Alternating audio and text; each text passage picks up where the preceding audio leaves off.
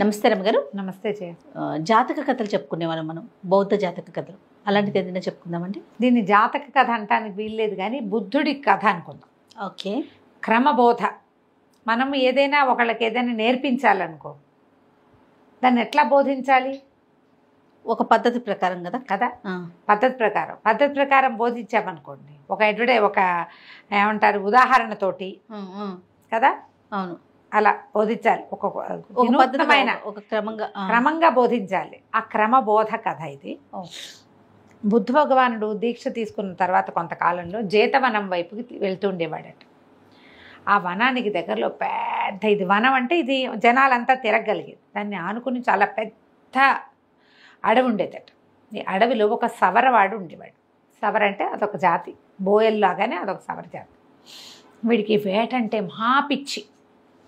సాధారణంగా ఈ సవర జాతుల వాళ్ళకి వేట అవసరంగా ఉంటుంది ఆహారానికి. వీడిది ఆహారపు కాదు, సరదా.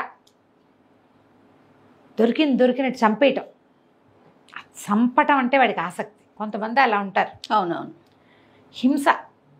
ఆహారం కోసం ఒక లేడీని కొట్టి వెళ్ళిపోవటం కాదు. ఆ వెళ్ళిపోతుంటే వాడికి ఇంకేదైనా నక్కోటి ఎక్కువ కనపడేది, నక్కని కొట్టడం ఎందుకు, నక్కని కూడా కొడతాడు వాడు. దాన్ని ఏం తిండు, చంపుతాడు. పులి దాని దారిని అది పోతుంది, అయినా కూడా వీడు చంపుతాడు. చంపడం అనేది వాడి ప్రవృత్తి. పైగా ఈ అడవిలో నన్ను మించిన వేటగాడలేడని చాలా ప్రగల్భాలు గొప్పలు ఉండేవి.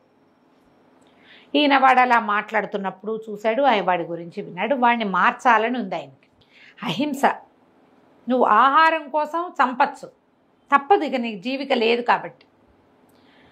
ఎందుకు వృధాగా చంపాలి? దాన్ని జీవించే హక్కును పాడు చేయడానికి నువ్వెవడివి? అలా అనిపించేది. అయితే ఏం చేశాడు ఈయన, వాడికి సరిగ్గా బోధించాలని ఒకనాడు, బుద్ధుడి పద్ధతే వేరు, అచ్చు సవరవాడిలాగానే తయారయ్యేట ఆయన. బుద్ధుడు ఇలా చేశాడా అని నన్ను అడగండి, ఈ కథలో ఉంది చెప్తున్నా, అంతే. చేసుంటాడు, మనకు తెలియదు, ఏవో కొన్నే తెలుస్తాయి మనకి, అంతే కదండి.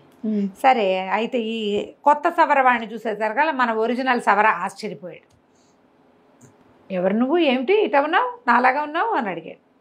నా పేరు సవర, నేను ఇక్కడ వేటాడతాను అన్నాడు. అంటే నా పేరే సవర, నా పేరే పెట్టుకున్నావు, అయినా సరే నువ్వు నాకంటే పెద్దగా వేటాడలేవన్నాడు. కొత్త సవరవాడు అన్నాడు, అలా కాదు, బ్రహ్మాండంగా వేటాడతా, మన ఇద్దరం పందెం పెట్టుకుందాం, పరిగెత్తే లేడీని కొట్టగలవా అని పాత సవరవాడు అడిగాడు. కొత్త సవరనాడు, ఒక్క లేడేంటి, 100 కొద్ది లేళ్ళని కొట్టగలను ఒక్క బాణంతో, నేను ఒక్క బాణంతో 100 కొడతా అనేసరికల్లా ఏంటంటే మాటలు కానీ ప్రగల్భాలకేముంది, కొట్టి చూపించన్నాడు. చూపించంటే సరే, లేళ్ల మంద వైపుకి 2 సవరవాళ్ళు నడిచిపోయారు. ఆ లేళ్ళు ఇతను కనపడ్డాయి. ఎప్పుడూ అతను అన్ని లేళ్లను చూడలే, గుంపుగా వస్తున్నాయి. వస్తుంటే ఈ కొత్త సవరవాడు ఒక్క బాణం సంధించి లాగేసరికల్లా తమలపాకు మోతలు పడ్డట్టు పడిపోయేట లేళ్ళన్నీ. అన్నిటి మెడల్లోకి గుచ్చేసింది ఆ బాణం. ఎట్టా గుచ్చేసిందో, కుప్పలు తెప్పలుగా మొత్తం పడిపోయినాయి. పడిపోయేసరికల్లా ఆశ్చర్యపోయాడు పాతవాడు. ఇదేం మాయం, ఒకే దెబ్బకి ఎట్టా కొట్టావు అంటే, అన్నాడు, ఎన్ని పడ్డాయో లెక్కపెట్టు అన్నాడు కొత్త సవరవాడు. ఎన్ని పడ్డాయో లెక్కపెట్టు, వెళ్ళి చూసిరా అన్నాడు. 500 లేళ్ళున్నాయి. 500 లేళ్ళని కొట్టేశాడు ఒకే దెబ్బకి. ఈయన అరిచాడు, వచ్చేటప్పుడు ఒక లేడీని తెచ్చుకో, ఒక్క లేడీని తీసుకురా, నీ ఆహారానికైనా ఉంటుంది, నీకు కావాలి కదా. ఇప్పుడు ఈ లేళ్ళన్నీ వీళ్ళు అట్టపెట్టుకోలేరు. ఒక లేడీని కాల్చుకుని 2 రోజులు 3 రోజులు తింటారు. మళ్ళీ అవతలెల్లుండికి మళ్ళీ కొట్టుకోవాలి. ఈ పాతదాన్ని 3 నక్కల్లాగా దాచుకుని మనుషులు తినలేరు, పాడైపోతుంది. అవును. అయితే ఆ లేళ్ళని చూస్తుంటే వాడి కడుపులో దేవేసింది. ఎన్ని 100 లేళ్ళు అన్న జీవితంలో చూడలేదే ఒకేసారి.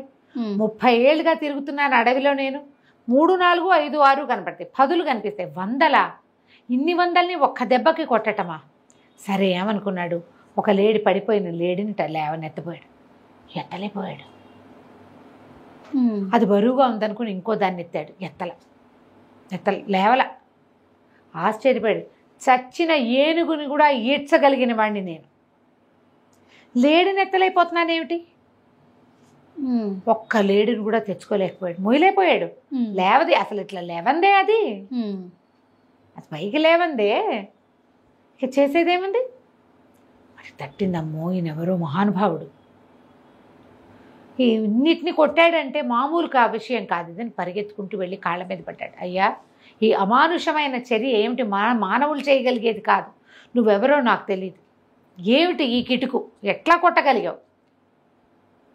నువ్వు వీటన్నిటిని ఎట్లా కొట్టావు? ఏమిటనేసరికల్లా ఆ కిటుకు నీకు కూడా చెప్తాను, నేను చెప్పినట్టు చేస్తే అన్నాడు బుద్ధుడు. కొత్త సవరవాడి వేషంలో ఉన్న బుద్ధ భగవానుడు వీడు చేస్తానన్నాడు. సరే, ఇవాళ నుంచి 1 నెల రోజుల పాటు వేటాడద్దు, మాంసం తినద్దు. 1 నెల రోజులు నువ్వు వేట ఆడకూడదు, మాంసం తినకూడదు. ఎట్లా బతుకుతానయ్యా అన్నాడు. నువ్వు ఎట్లాగైనా బతుకు. చెట్ల మీద కాయలు ఉంటాయి, నేల కింద దుంపలు ఉంటాయి. దుంపల్ల పీక్కో, చెట్ల మీద కాయలు కోసుకో, కాయ పండు కసరు తిను, తేనె దాగు. మాంసం మాత్రం ముట్టకూడదు. 1 నెల రోజులు ఉన్నావంటే ఈ కిటుకు నీకు చెప్తానన్నాడు. 2-3 రోజులు అల్లాడిపోయాడు సవరవాడు. సరే, నేను ఒప్పుకున్నందుకు. ఆహారం నోటి పోట్ల, కాయ కసరు నోటికి వెళ్ళదు, గడ్డి తిన్నట్టు ఉంటుంది. మెల్లిగా అలవాటైంది. రకరకాల దుంపల్ని వేయించుకుని, కాల్చుకుని, ఉడకబెట్టుకుని పచ్చిగా తింటని తెలుసుకున్నాడు. రోజులు గడిచే కొందికి మాంసం లేకపోయినా హాయిగా ఉండొచ్చు అని అర్థమైంది. ఇదివరకట్లాగా మాంసం తింటే ఉన్న బరువు లేదు ఒళ్ళు. ఇంకా ఏదో కావాలనిపించే ధోరణి లేదు. మెల్లిగా ఆయనకి లేడిని చూస్తే ఎంత ముద్దుగా ఉంది అనిపించడం మొదలుపెట్టింది. దీన్ని ఎట్ట చంపాను నేను? తల్లి పిల్ల వెళ్తూ ఉంటే తన పెళ్ళాము బిడ్డ వెళ్తున్నట్టు కనబడుతున్నాయి లేళ్ళని చూస్తుంటే. దీన్ని చంపేశాను నేను. ఎన్నిసార్లు చంపి తిన్నాను. ఇప్పుడు ఏమిటి, నేనేం చేయలేకపోతున్నాను, నాకేం చేయబుద్ధి కావట్లేదు. 1 నెల రోజుల పాటు పూర్తి శాకాహారిగా మారిపోయాడు సవరవాడు. 1 నెల తర్వాత ఆయన దగ్గరికి వెళ్ళాడు. అయ్యా, నాకు ఆ కిటుకొద్దు. ఒకేసారి ఒక్క లేడిని చంపితేనే పాపం అనిపిస్తుంది. 100 లేళ్లని పొట్టని పెట్టుకునే విద్య నాకు అసలు అక్కర్లా. నేను అసలు వేటాడిని ఇంకా వద్దు నాకు వేట. వీటితోటే తింటా. ఏదైనా దున్నుకొని మొక్కలు పెట్టుకుని బతుకుతా. కుటుంబాన్ని కూడా అట్టగే బతికించుకుంటా. కానీ నాకు ఒకటి అర్థం కాలేదయ్యా. నేను ఎంత బరువైనా ఎత్తగలను. 2 లేళ్లని చంపి భుజాన్ని వేసుకుని వెళ్ళిన రోజులున్నాయి. నేను ఒక్క లేడిని కూడా ఎందుకు ఎత్తలేకపోయానయ్యా చెప్పు అన్నాడు. ఈయన అన్నాడు, పడగొట్టడం చాలా సులువు, లేవనెత్తటం కష్టం. ఎప్పుడు కూడా చంపావు, బతికించగలవా నువ్వు? పడగొట్టిన దాన్ని లేవదీయటం కష్టం అనే విషయం నీకు అర్థమయ్యేలా చేశాను అంతే. నేను అందులో ఉన్న నా ప్రజ్ఞ కాదు, ఆ కష్టం ఏమిటో నీకు అర్థం అవ్వాలని అలా చేశాను అంతే. నేను చంపిన ఒట్టి పుణ్యానికి చంపేసిన జంతువులు బతికొస్తాయా? వాటి కూడా నాలాగానే జవసత్వాలతో నేల మీద తిరిగే అవకాశం ఉంది కదా, నేను పాడు చేశాను దాన్ని అనే భావం కలగాలి నీకు. ఓకే. ప్రాణం తీయడం సులువు, పోయడం కష్టం. దేన్నైనా పడగొట్టడం సులువు, లేవనెత్తటమే కష్టం. చంపితే కానీ మనం కడుపు నిండదు అనే పరిస్థితి వస్తే చంపాలి. కడుపు నిండే అవకాశం ఉన్నప్పుడు చంపద్దు అసలు. అహింస పరమో ధర్మ అన్నారు. హింస మానేయమని కాదు, చెయ్యకుండా ఉండు సాధ్యమైనంత వరకు. అవసరమైతే నీ మీదకే వచ్చింది కత్తి, తప్పదు. అప్పుడు అహింస పరమో ధర్మ అని దండం పెట్టలేవు నువ్వు. వాడు కత్తుచ్చుకుని నీ మీద పడితే నువ్వు కొట్టాల్సిందే వాడిని, అంతే. అప్పుడు హింసే, అప్పుడు తప్పదు. జంతువు కూడా తనకు ఆకలేయందే వేటాడదు కదా సింహం. అస్సలు. మన మనుషులు కూడా అలాగే ఉండాలని బోధించాడు. ఇలా క్రమంగా బోధపడిన సవరవాడు ఇక జీవితంలో వేటాడలేదు. చక్కగా అడవిలో ఓ పక్క కొండరంతా దున్నుకుని గింజలు పండించుకుని ఆ గింజల ఆహారమే తినేవాడట. కథ కంచికి మనం ఇంటికి. అద్భుతం రమ్మగారు. నమస్తే. నమస్తే.